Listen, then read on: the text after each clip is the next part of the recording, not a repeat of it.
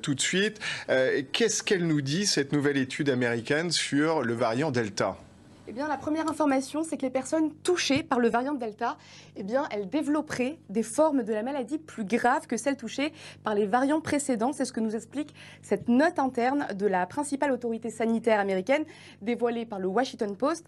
Mais ce n'est pas tout. La vaccination ne protégerait pas contre la transmission du variant. Le document se base sur de nombreuses études scientifiques récentes et notamment sur une analyse faite dans l'État du Massachusetts où près de 900 cas de Covid-19 ont été dépistés après la fête nationale, alors même que les 3/4 des participants étaient vaccinés. Le document nous apprend aussi que les personnes vaccinées et infectées par le variant Delta sont autant contagieuses que les personnes non vaccinées. Les vaccinés peuvent transmettre le virus. C'est un fait, expliqué mardi dernier le docteur Anthony Fauci, conseiller médical de la Maison-Blanche.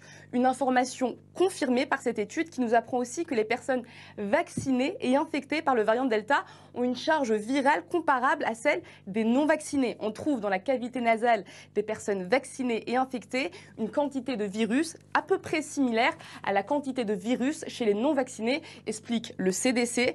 Et bien, d'après le document publié donc par le CDC, 35 000 infections symptomatiques sont recensées par semaine aux États-Unis sur les 162 millions d'Américains vaccinés. Dans la foulée de cette étude, changement de ton radical aux États-Unis. Les directives sur les gestes barrières sont durcies. Le port du masque en intérieur est de nouveau recommandé pour tous les Américains vaccinés et non vaccinés. Alors, on serait tenté du coup de poser une question un peu naïve, mais si, comme le dit cette étude, la vaccination ne protège pas de la transmission du virus, elle sert à quoi?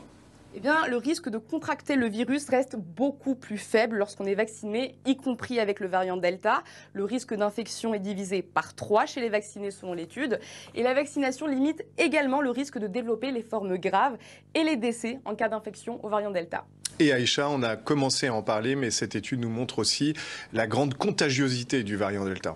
C'est l'un des virus les plus transmissibles que nous connaissons. C'est ce qu'explique l'autorité sanitaire américaine. Le Covid-19 d'origine a un taux de reproduction, le fameux TR, d'environ 2 ou 3. Le variant Delta serait jusqu'à 4 fois plus transmissible. Sa contagiosité est comparable à celle de la varicelle. Le variant Delta serait plus contagieux, plus transmissible que les virus du MERS, du SRAS, d'Ebola, de la variole ou encore de la grippe. Alors comment expliquer cette contagiosité ? Selon une étude chinoise, la période d'incubation du variant Delta est plus courte que celle de la souche originelle. Une personne infectée par le variant Delta serait contagieuse à partir de 4 jours en moyenne, selon les chercheurs, contre 6 jours pour la première souche du Covid. Et la charge virale du variant Delta est quant à elle 1260 fois supérieure à celle de la première génération de Covid.